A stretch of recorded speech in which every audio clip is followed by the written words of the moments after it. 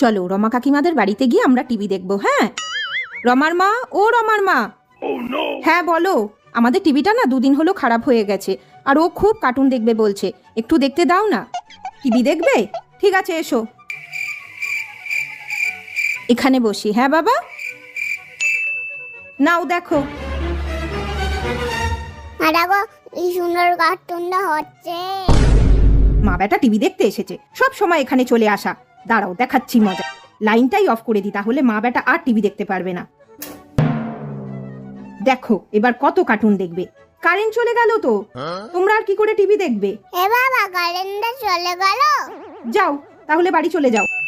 Current তো চলেই গেল, আর কি করে টিভি দেখবো আমরা? চলো আমরা বাড়ি চলে যাই এবার। মিক্সিটা চলছে, তার মানে কারেন্টটা ছিল, ইচ্ছা করে বন্ধ করে দিল, বুঝলি তো বাবান। চলো আমাদের যখন টিভি ঠিক হবে আমরা তখন দেখবো। হ্যাঁ।